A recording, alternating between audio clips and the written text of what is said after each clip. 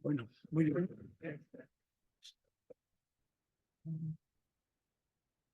Bueno, como os adelanté al principio, Marcos Ros, que es el diputado del Parlamento Europeo, ahora en campaña, lo haremos a las 12:15. Entrará en esto y vamos a comenzar este panel que se va a dedicar fundamentalmente al marco en el cual estamos actuando actualmente y empezaremos con Jacobo Llerena, que como sabéis es su director general de Eficiencia Energética y Acceso a la Energía desde ayer o antes de ayer, ¿no? Ha cambiado el nombre de la subdirección general que tiene, es funcionario del ministerio y ha sido su director general adjunto y su director general y conoce muy bien y es el gran impulsor de los CAEs.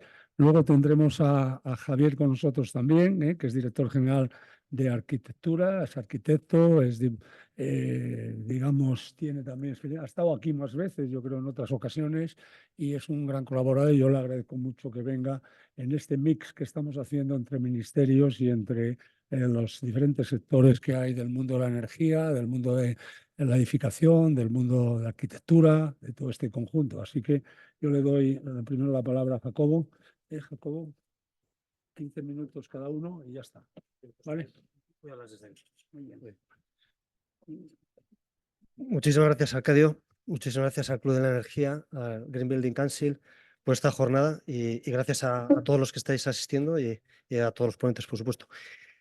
Básicamente, lo que quiero explicar ya se ha adelantado, ¿no? En la sesión anterior y aquí quería indicar unas cuantas cuestiones, ¿no? Y espero que, bueno, por un lado queden claras y por otro lado también transmitir que esto no solamente lo hace la Administración, no solamente es el Ministerio de Vivienda de Javier o el Ministerio de Transición Ecológica quien tiene un poco la responsabilidad, que la tenemos, pero la responsabilidad de todos los operadores que estéis aquí, de todos los operadores económicos, de todas las asociaciones, de todo el sector, de todos los ciudadanos, es clave, ¿no? Bueno, pues vamos a empezar, ¿no? En ese marco regulatorio que ya se ha anunciado, ¿no? Y que se acaba de aprobar, ¿no? Pues debemos centrarnos, ¿no? en las directivas y hoy quería dar una pincelada de la directiva de eficiencia en los edificios, ¿no? Pero antes, cuando hablamos de eficiencia, no solo de los edificios, sino en todo el sector, industrial, en movilidad, en transporte, en agricultura, en servicios, ¿de qué estamos hablando, no? Pues ¿de qué hablamos? Pues hablamos de un contexto donde la otra directiva, la directiva de eficiencia energética, nos ha puesto unos objetivos exigentes, ¿no? Antes, no sé si era Luis, antes alguien decía, bueno, unos objetivos que parecían incluso problemáticos. Bueno, yo lo veo como un reto muy positivo, un reto que nos demanda, que es exigente, pero al mismo tiempo es una oportunidad muy buena. Y a objetivos exigentes hace falta instrumentos exigentes, ¿no? Entonces, yo es lo que voy a hablar ahora ahora ya 14 minutos, tanto de instrumentos que están en vigor como de lo que podemos desarrollar regulatoriamente, tanto en el Ministerio de Transición Ecológica como en el Ministerio de la Vivienda, ¿no? Y a esa foto lo que quiero transmitir es decir, oye, pues hace en la década de 2010 del 14 al 20 se nos exigía una serie de objetivos de ahorro energético en torno a 15.000, 16.000 kilotep, pues ahora prácticamente es el 45% más, ¿no? Estamos en torno a los 53.000 kilotep. Bueno, ¿y cómo lo vamos a conseguir, no? Pues vamos a analizarlo, ¿no? Y también me voy a centrar en los edificios, pero también esto se puede extrapolar a otros sectores. Básicamente, ¿y qué es eficiencia energética, ¿no? Que, pues, en un flash, ¿no? Y muy rápidamente. La eficiencia energética no solamente no consumir, ¿no? Por eso lo pongo ahí en el gráfico, no solamente pararse, ¿no? Como ha habido parones sobre todo, tanto económicos como sociales, ¿no? Como lo que nos pasó en la crisis de las hipotecas subprime o recientemente en la pandemia del COVID. No solamente no consumir, sino más bien exige una actitud proactiva. Y esa proactividad empieza por la inversión tecnológica. Inversión en tecnologías de eficiencia energética. Y aquí en edificios, pues todos lo sabéis, ¿no? Desde solamente la bomba de calor, ¿no? Tenemos una variedad muy amplia, ¿no? Y en el catálogo del sistema CAES, pues lo vemos, ¿no? En ese catálogo que muchos de los que estáis aquí os he reconocido, que estáis participando a través de asociaciones, una participación activa que nos ayuda a esa inversión tecnológica. Sin tecnología no avanzamos, aunque también tengo que reconocer que la tecnología es el segundo paso. ¿Cuál es el primero? Los datos. ¿Cuál es el primero? Medir. Lo que no se mide es imposible avanzarlo. Y esto no estoy descubriendo la rueda, lo sabéis muy bien, ¿no? Pero intentamos medir con los protocolos que ya conocéis, con el IPMVP, con todas las normas UNE, a través de las ISO que ya conocemos. Pero una vez que midamos, podemos hacer una inversión de eficiencia energética inteligente en el edificio, ya sea en residencial, ya sea en terciario. Me parece clave. Cuando hablamos de eficiencia energética, primero hay que medir y con esos datos podemos hacer una inversión tecnológica importante, ¿no? Y después otras dos cuestiones claves más, ¿no? El impacto medioambiental, ¿no? Que está muy asociado y que es clave, es un objetivo clave, ¿no? Esa disminución de emisiones, especialmente la disminución de CO2. Y después monetizar, ¿no? Como decía un presidente de los Estados Unidos, es la economía, ¿no? Y después añadía un adjetivo calificativo que, como me están grabando, Arcadio, no lo voy a repetir, ¿no? Pero es la economía en el sentido de que cuando monetizas, se despierta ese interés, se despierta esa responsabilidad tanto en ciudadanos como en empresas, instituciones, bueno, en todo el sector, ¿no? Y eso, bueno, básicamente adelanto, por si acaso se me va el tiempo, adelanto lo que es el sistema CAE. ¿El sistema CAE qué es? Lo resumo también en 30 segundos. Hasta ahora imaginaos, ya es una unidad de consumo, que puede ser una vivienda, puede ser una empresa, puede ser una comunidad energética, una institución, un organismo público, el edificio de un ministerio. Imaginaos que consume 10, de lo que queráis. Ponerle megavatios, gigavatios, kilovatios, kilotep, lo que queráis. Esas 10 unidades de consumo, después de hacer una inversión en una inversión en tecnologías de eficiencia energética, pues pasa a consumir 6. Hemos ahorrado. Y eso se notará en la factura, ¿no? de ese consumo energético, que hemos pasado de 10 a 6. ¿Qué pasa con esas 4 unidades? Pues hasta ahora desaparecían. ¿Qué hace el sistema CAE? Lo visibiliza. Esas 4 unidades se rescatan y es más, se pueden vender, se pueden monetizar. Y es ahí, claro, cuando se despierta ese interés, ¿no? Bueno, si esto se ha entendido, yo creo que Arcadio ya me puedo ir, pero bueno, voy a seguir un poco para dar más detalles, ¿vale? Bueno, y hablando aquí, como decía la secretaria de Estado, hay que pasar de la teoría a los hechos, ¿no? Pues hechos, ¿no? Y a ver, este portal que impulsamos desde el Ministerio, es muy mejorable, por cierto, digo, muy mejorable en el sentido que está vivo y seguimos construyendo, ¿no? Pero es una señal concreta, una señal que damos desde el Ministerio al sector diciendo, oye, ¿qué queremos? Pues queremos que a través de los datos despertar esa conciencia individual y colectiva, conciencia de decir, oye, ¿y aquí qué despertamos concretamente? Pues vamos a otro certificado, no al sistema CAE, sino al certificado de eficiencia energética en edificios. Y se trata de decir, oye, ¿qué aporta? ¿Qué aporta tanto en mejora de consumo, en disminución de CO2, en ese impacto medioambiental? ¿Qué aporta? ¿No? Pues bueno, un detalle, ¿no? Un detalle lo podéis ver con más profundidad en la dirección que pongo ahí, en ese enlace que pongo ahí. Pero bueno, ya digo que es un portal que yo creo que es mejorable en el sentido de decir, oye, que no solamente es iniciativa de la administración, sino que todo el sector también lo puede desarrollar herramientas parecidas para incentivar, ¿no? el uso del certificado. Bueno, esta es otra imagen del certificado y vamos a la EPBD, ¿no? ¿Y qué es la EPBD? Pues bueno, ya lo hemos comentado, ¿no? Esa mejora de ese consumo y también de ese impacto medioambiental.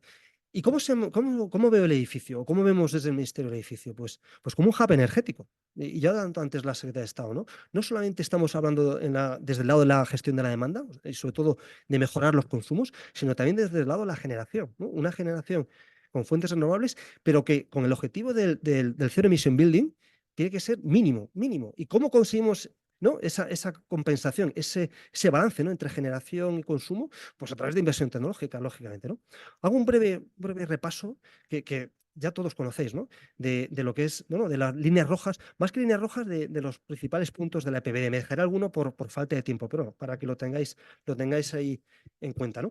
El Zero Emission Building, ¿no? Como un objetivo básico, ¿vale? De ese estándar tanto para 2030, que después seguimos, y después será para todos en 2050, ¿no? Pero en 2030 ya tenemos esa primera foto, ¿no? Y ese compromiso de consumo energético para ese Zero Emission Building, que insisto, ¿no? El edificio se va a constituir así en un hub energético que va a tener vida propia. Y es fundamentalmente ahí también, es fundamental otro parámetro que también se ha citado, que es la digitalización del edificio, ¿no? Y con parámetros que se incorporan a la directiva, ¿no? Ya se ha hablado del potencial de calentamiento global, del indicador inteligente, de los certificados de eficiencia energética, de los MEPs. Son parámetros que nos ayudan a concretar esta ambición y hacer que ese consumo cero o casi cero sea una realidad, ¿no? Bueno, pues también una foto rápida, tanto en la información energética de los edificios como de los MEPs, ¿no? Aquí lo que estamos hablando, pues, en la certificación y las bases de datos, ¿no? Bueno, base de datos, que es lo que he citado antes, ¿no? Poniendo un ejemplo. Es clave, y aquí me dirijo sobre todo también a la administración, ¿no? Tenemos base de datos que a veces, por no ser interoperables, por tener unas aplicaciones que no son todo lo útiles posibles, pues hay un compromiso neto por mejorarlas. Y son clave para que después esa información, insisto, como he dicho antes, sea inteligente y sea útil.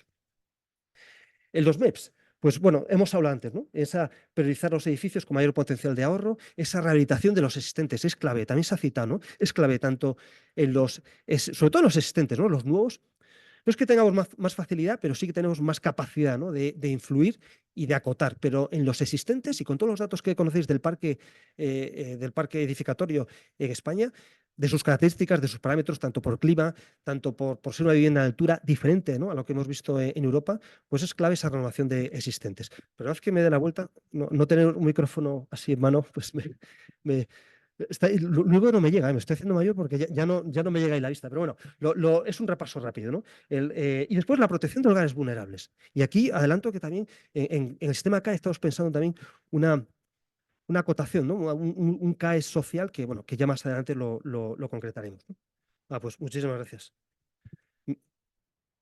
Mejor. Queda así más a lo americano. 3 minutos. Bueno, pues vamos sobrados. En este sentido, pues también destacar la energía solar, la movilidad de sostenibilidad, ¿no? de la EPBD, pues que lo tengáis claro ahí. Y después, una cuestión clave que os quiero también transmitir, ¿no? La innovación. Y aquí está muy centrado en la dimensión económica, pero no solamente es económica, es técnica, es económica, es social, es tecnológica. Y es también lo que nos piden las directivas. Mi experiencia en toda la fase de negociación de las directivas, no solamente en los últimos 6 meses, ahora con el Parlamento Europeo, sino cuando empezamos con la Comisión, con la orientación general con los Estados miembros, en las dos directivas, tanto en la de eficiencia como en la EPBD, lo que he visto es un cambio de mentalidad. Y esto no solamente es un cambio de pantalla, como diría mi sobrino, ¿no? En el videojuego, pues oye, hemos pasado de pantalla a ver qué toca ahora. No es un cambio de pantalla, es un cambio de mentalidad, un cambio de paradigma, y aquí lo que hemos hecho hasta ahora está bien hecho. Bueno, unas cosas han salido bien, otras se pueden mejorar, pero no es suficiente. No es suficiente. Y concreto, y pongo, por la limitación de tiempo, pongo un ejemplo en los instrumentos financieros, ¿no? Ahora mismo estamos hablando con la Comisión Europea y con el BEI, ahora mismo, de un apalancamiento de inversión pública, por lo menos de una media de 1,15.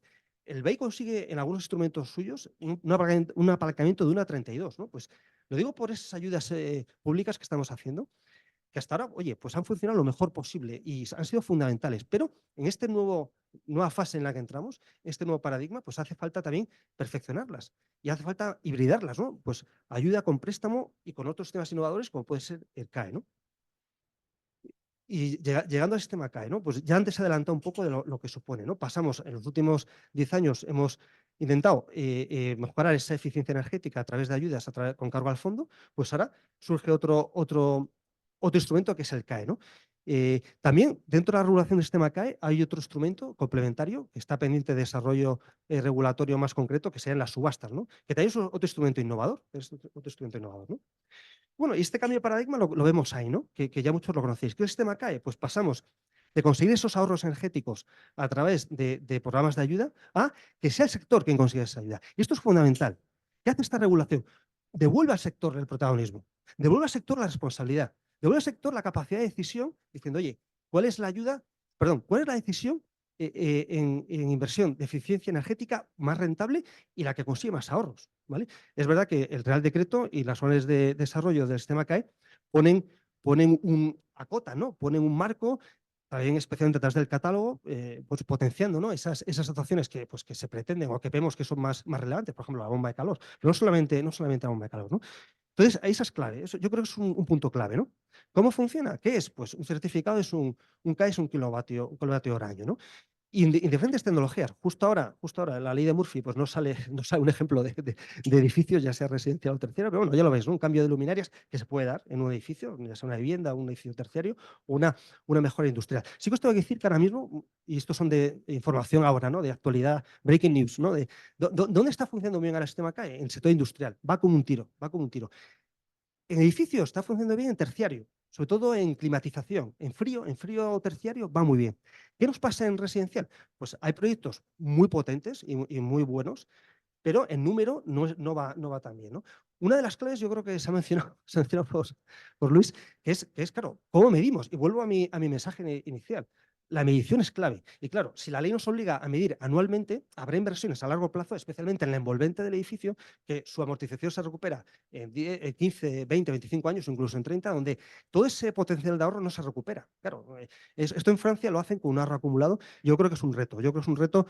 Lo tengo en cartera. Lo tengo en cartera y técnicamente muy diseñado, pero bueno, hay otros factores que hay que tener en cuenta, ¿no?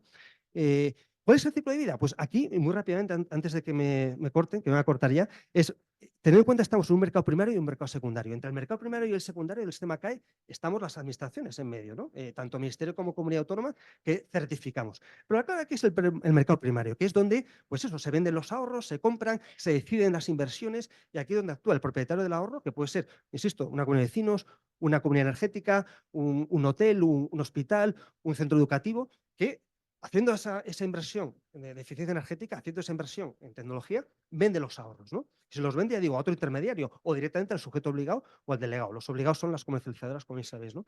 Y en ese mercado primario es clave también la actuación de un agente también independiente, que es el verificador, ¿no? Y establece un poco los requisitos técnicos del ahorro conforme a las fichas del catálogo, ¿no? Bueno, ya acabando, pues esto es las fichas del sistema CAE, ¿no? Que ahora sabéis que vamos a ampliar, ya se han anunciado que ahora mismo estamos en 52 fichas y vamos a ampliar, bueno, muchos lo conocéis porque habéis participado en las fichas, ¿no? Vamos a ampliar a un número considerable, en torno a 114, ¿vale? Un ejemplo concreto para que veáis que no, hechos, no palabras, ¿no? Cuando digo de pensar también innovador, pues mira, ya estamos pensando una cosa dentro del sistema CAE que se está construyendo, que es muy innovador y que, ojo, que hace falta aquí la responsabilidad y la construcción de todos los operadores. El sistema CAE saldrá adelante si los operadores económicos y sociales que actúan lo hacéis bien, porque la administración pone el marco regulador, da certeza, coordina, impulsa. Inspecciona y castiga, eso es importante, inspecciona y castiga, pero la protección es vuestro. Un ejemplo concreto bueno, esto es un pensamiento que tengo en alto, ¿no? O un pensamiento que he puesto ahí por escrito. Bueno, pues dentro del sistema CAE, pues hibridar o relacionar una ayuda que está dando ya el BEI, que es el programa Elena, ¿y eso cómo lo podemos trasladar? Pues también a través de por ejemplo, una ventanilla única que haga proyectos llave en mano o que dé esa asesoría llave en mano, ¿no? Bueno, para terminar, el balance de los 100 días, bueno, pues el 23 en apenas 3 semanas fue un proyecto piloto, pero que funcionó muy bien. 10 millones de CAEs liquidados. El 24, pues tenemos un potencial enorme. Y aquí lanzo un mensaje, ¿no? De, oye, esos 2.800 gigavatios hora nos están esperando, ¿eh? Están ahí. Hay que ir a por ellos, ¿vale? Está ahí. Y bueno, el catálogo, que ya anunció 114 fichas en espera. Y bueno, y seguimos, ¿no? Pues nada, muchísimas gracias.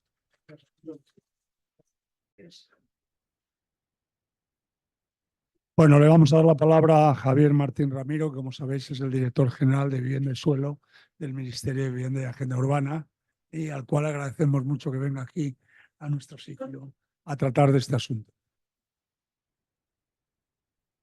Bueno, pues 15 minutos puedes. sí, apuro. Vamos a ver. Voy a ponerme además que me apunto aquí alguna cosita.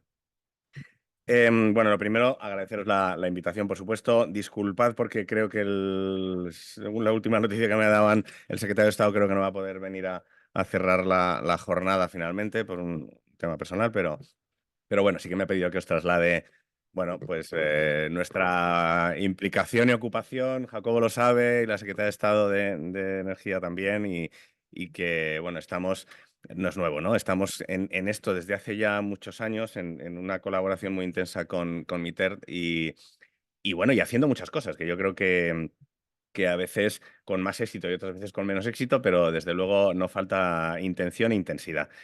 Yo creo que yo por cambiar un poquito el tercio, perdonad que no lleve una presentación, yo creo que además Jacobo lo ha sintetizado muy bien y ya en las intervenciones anteriores habéis enfocado muchos datos y muchas cuestiones concretas. Yo sí quería girar un poco el tema, por ejemplo, en focalizar de que lo que estamos hablando tiene, y además desde mi ministerio, pues tiene una importancia mayor. no estamos hablando solamente de energía, no estamos hablando solamente de descarbonización, no estamos hablando solamente de estos conceptos tan técnicos que son tan difíciles de descender al ciudadano y que en el caso de las empresas, bueno, pues los asumimos con más o menos dificultad, o de las administraciones, pero vamos teniendo los instrumentos para poderlos asimilar. Pero es verdad que es difícil que la población más genérica y la gente lo asimile con cierta naturalidad, lo incorpore a su día a día y sea capaz qué hacer con ellos, ¿no? Y yo centraría en primer lugar, yo creo que un interesante acierto desde mi punto de vista de la PVD es que cuando se refiere al plan, habla del plan de renovación de edificios, ¿no? El Plan Nacional de Renovación de Edificios. Y esto es muy importante, la palabra renovación es muy importante y es muy importante que se le hayan eliminado adjetivos, ¿no? Porque cuando tendemos a incorporarle todos estos adjetivos de energética, pues, de emisiones, de no sé qué, pues terminamos a veces desfocalizando el tiro. Y yo creo que desde nuestra perspectiva, como digo, Ministerio de Vivienda y los responsables de que el parque residencial sea un parque eficiente, pero sea un parque confortable, sea un parque accesible, sea un parque que en todas las prestaciones del edificio tenga un comportamiento eficaz y eficiente, no solo nos interesa esto, ¿no? Y entonces yo creo que es la gran oportunidad otra vez, que ya lo venimos haciendo y yo creo que bueno, con una buena inercia de aprovechar todas estas iniciativas que vienen efectivamente de Europa, pero que responden evidentemente a una estrategia europea, pero aprovecharlos para que, primero, particularizarnos a nuestro país y a nuestro clima, que es muy diferente, como decía la Secretaria de Estado, a las necesidades y las circunstancias de otros lugares, y también particularizarlo a nuestro parque residencial, ¿no? En concreto, ¿no? Que es lo que más me toca, ¿no? Y ahí no podemos hablar, y a la gente no le podemos hablar de renovación sin hablar, como digo, de otros conceptos de habitabilidad, de accesibilidad, de conservación, que son imprescindibles y que es imprescindible abordar de manera integral, ¿no? Lo ha dicho la Secretaria de Estado también y yo se lo agradezco porque efectivamente es como la bandera que siempre llevamos desde nuestro ministerio adelante durante todos estos años atrás, ¿no? De esa concepción integral de las renovaciones, de las rehabilitaciones y que sobre todo no nos hagan perder oportunidades, ¿no? Que yo creo que es fundamental. Cuando intervienes en un edificio, probablemente no vas a volver a intervenir en décadas y como pierdas la oportunidad de intervenir de una manera acertada, pues estaremos, como digo, perdiendo oportunidades, ¿no? Los números los han dado ya bastante resumidos las diferentes intervenciones anteriores, pero evidentemente la escala es brutal. O sea, recordad que en la estrategia para la renovación del parque edificado, la anterior ERESE, estábamos hablando de que teníamos que rehabilitar en términos de profundidad 7 millones de viviendas hasta el año 2030 y hasta 12 en el año 2050, ¿no? Entonces estamos hablando de unos números enormes que implican un cambio de escala. Un poco recogiendo lo que también decía Jacobo, ¿no? Estamos hablando en realidad de un cambio de paradigma en muchos sentidos, ¿no? Los que ya, y aquí veo bastantes, o algunos por lo menos, que habéis hecho el esfuerzo de trasladar a vuestras comunidades de propietarios todas estas cosas que estamos hablando, unos como vecinos, otros como empresas, y todos os estáis chocando con esa dura realidad de encontrarse con cuál es la respuesta de la gente cuando uno plantea estas cosas, ¿no? Y como digo, conviene descenderlo y conviene descender a que estamos hablando de la oportunidad, como decía Jacobo también, de abordar estos retos y esta escala como un elemento fundamental de mejora de la calidad de vida del ciudadano. Y esto se traduce en salud, se traduce en confort, se traduce en economía. Y estos son los conceptos que fundamentalmente entiende la gente, ¿no? ¿Qué estamos haciendo, ¿no? ¿O qué inercia llevamos ya por poner en juego, ¿no? Yo creo que, como bien sabéis todos los que estáis aquí, o la mayoría, el Plan de Recuperación, Transformación y Resiliencia nos permitió dar pisar el acelerador un poco más en un proceso que ya veníamos realizando, pero que necesitaba lanzamiento y necesitaba escala, ¿no? Y en este momento ya estamos, sí que podemos decir que hemos despertado cierto interés, ¿no? El cierto siempre es muy relativo, porque si relativizamos, como digo, dentro de estas escalas de renovaciones que necesitamos en las próximas décadas, si concretamos qué es lo que estamos tratando de movilizar en el Plan de Recuperación, Transformación y Resiliencia, estamos muy lejos del objetivo. Es decir, estamos hablando de intervenir en 410.000 actuaciones, que más o menos actúa sobre, no llega a 300.000 viviendas únicas. cuando estamos hablando de millones de viviendas, como digo, estamos muy lejos de la escala, ¿no? Pero sí que creo que nos ha permitido focalizar modos de trabajar y por lo menos no hacer algo que luego tuviéramos que dar marcha atrás por estar mal planteado, ¿no? Y yo creo que con las deficiencias que tiene la gestión de ayudas, la gestión de subvenciones, toda la burocracia administrativa que esto conlleva, pero sin embargo el foco creo que está ahí ya, ¿no? Y básicamente consiste en los propios programas del plan de recuperación, transformación y resiliencia, ¿no? Actuar en escala, es decir, actuar en barrios. Esto es importantísimo y ahí tenemos las administraciones la principal responsabilidad. Es decir, lo decía antes respecto a un edificio, pero que no decir en un barrio, como actuemos mal en un barrio, que además suelen ser los barrios que tienen mayor vulnerabilidad, no solamente en términos edificatorios, sino evidentemente también en términos socioeconómicos, como actuemos mal, será muy difícil dar marcha atrás y además generaremos un descrédito enorme, ¿no? Pero es imprescindible actuar en términos de barrio y probablemente lo que tendremos que hacer en nuestro plan de renovación de edificios, renovación de edificios, es focalizar todavía mucho más en los barrios, pero siempre que contemos con una complicidad muy intensa de las administraciones más cercanas, que son la autonómica y la local, sobre todo, ¿no? Esto es imprescindible hacerlo con oficinas de rehabilitación, que es ese segundo programa que abordábamos, ¿no? Las oficinas de rehabilitación tienen que quedarse. No puede ser que todo el esfuerzo que se haya hecho de oficinas de rehabilitación, ya sea a nivel de colegios profesionales, como las ligadas a un barrio, como aquellas que son más informativas o las que gestionan ayudas, ahí todos los modelos los podéis encontrar en el territorio nacional. No podemos permitir que se desmantelen cuando pasen los fondos del plan de recuperación, porque es un elemento esencial desde mi punto de vista para la movilización de la gente y mucho más para la movilización de barrios, ¿no? En tercer lugar, tenemos evidentemente que compatibilizar una intervención lo más integral posible en barrios con actuaciones, como decíais, de redes de frío y calor, con actuaciones bueno, que optimicen esa escala.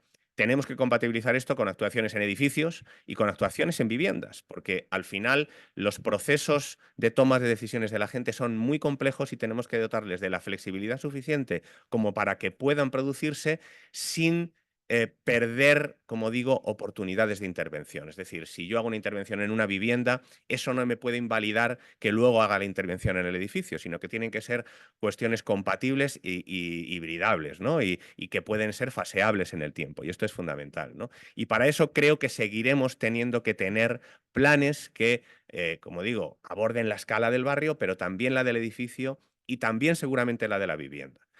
En cuarto lugar, y creo que es algo que deberíamos dar un acelerón ahora en estos próximos años, porque la urgencia del PRTR de ejecutar, de terminar en junio del 26, de gastar los fondos, etcétera, ha dejado un poco de lado, yo creo que ese programa de libro del edificio existente y de redacción de proyectos tan imprescindible. No podemos pretender que alguien tome una decisión sin estar informado. Y la información se tiene que transformar en un elemento objetivable, en un elemento dinámico, que sea, que contenga la actividad técnica, pero que también contenga la perspectiva económica, que contenga la perspectiva temporal, que es imprescindible que se vaya convirtiendo también en ese pasaporte energético en la parte de energía, pero que también contenga, como ese libro de edificio existente, los parámetros de accesibilidad, los parámetros de conservación, que tenga esa visión global del edificio que le permita al usuario, al propietario, tomar decisiones y tomarlas en el momento que él considere oportuno, ¿no? Y yo creo que todo esto lo tenemos que hacer autosostenible, valga la redundancia del palabra, ¿no? Ya que ya le vamos dando demasiadas, demasiadas acepciones, pero es verdad que no podemos plantearnos que durante décadas seamos absolutamente dependientes, por ejemplo, de una gestión muy administrativizada de ayudas, ¿no? Yo creo que tenemos que generar esa hibridación entre las ayudas que siempre van a ser necesarias, sobre todo para determinados perfiles más vulnerables, las deducciones fiscales que tienen una tramitación muchísimo más simple y que tienen además un carácter de universalidad que cualquiera que cumpla tiene acceso y por lo tanto no tiene que pasar esos procesos de validación, de revisión de proyectos, etcétera, sino que están objetivados, como hemos hecho ahora, por ejemplo, con un certificado de eficiencia energética antes y después, y ya está. Y tenemos que combinar eso con estos otros sistemas innovadores que el Ministerio está ahí trabajando, como son los CAEs, ¿no? Y como son, evidentemente, los propios ahorros y las propias eficiencias que se producen en los edificios y en los barrios y en las viviendas cuando se actúa, ¿no? El gran reto probablemente del nuevo plan de renovación de edificios, que como es un plan y ya no es una estrategia, hay que ponerle cómo se paga la fiesta, ¿no? Pues es justamente construir ese ecosistema que permita realmente hacer realidad los objetivos, ¿no? Y hacer realidad, además, como digo, unos objetivos, cuando estábamos hablando de esto, yo llegué al ministerio en 2012, ¿no? Ya teníamos el horizonte 2020 y nos parecía, llegó 2020 y ahora parecía que aquello era tal, y ahora tenemos nuevos objetivos y vamos a tener más objetivos. Y es verdad que esto va siendo difícil de superarlos, pero tendremos, y lo más importante, estos objetivos nos irán empujando a que los vayamos trasladando al ciudadano y empezar a tener restricciones, ¿no? Y creo que nos tenemos que adelantar a todo eso. Tenemos que adelantarnos a que efectivamente una vivienda con determinada calificación energética o con determinados parámetros esté fuera del mercado. Pues no podemos llegar a esto sin haber hecho todo lo posible para que eso se produzca de una manera natural y de una manera demandada por la gente, ¿no? Que es realmente el gran reto que tenemos y que creo, como digo, que hemos logrado. De los 3.420 millones de euros que tenemos movilizados en términos de rehabilitación energética, os diré que en este año 2024 vamos a terminar de repartirlos. Y lo que es peor, vamos a terminar de movilizarlos, porque hemos tenido una demanda muy superior a los fondos que se han convocado por parte de la gran mayoría de las comunidades autónomas, y los que no se han superado se van a superar en estos próximos meses. Este mensaje, que suele generar cierta inquietud, yo lo quiero tranquilizar. Tendremos nuevos fondos, va a haber nuevos fondos. Es decir, este panorama y este plan precisamente se trata de eso. Se trata de dar continuidad a esta inercia que hemos conseguido crear. O sea, si hemos conseguido que en Madrid haya del orden de 600 millones de euros en solicitudes de ayudas, pues no podemos desperdiciar esa oportunidad y no podemos desperdiciar ese despertar de la gente y de los vecinos, ¿no?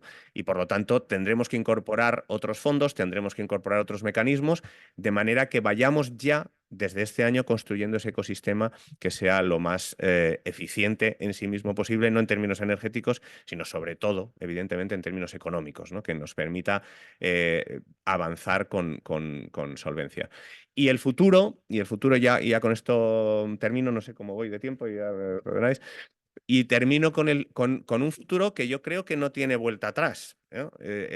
Estamos en una dinámica que, como digo, además tiene componentes de transformación muy potentes, componentes de transformación que además en el sector de la edificación, que como es obvio nos toca mucho en el ministerio, y además esto es una labor, vengo yo hoy, pero podríamos haber venido cualquiera de las personas del ministerio y realmente le toca más a alguna otra dirección, pero claro, esto es algo tan transversal y tan esencial para el sector de la edificación y para el sector, y por lo tanto para la actividad económica del país, que no podemos tampoco perder esa oportunidad transformadora, ¿no? Tenemos que conseguir que todo esto se traduzca en una nueva forma de construir. Ya lo estamos haciendo con la edificación en nueva planta y tenemos que todavía intensificarlo, pero cada ayuda, como bien decía, yo creo que era Luis, ¿no?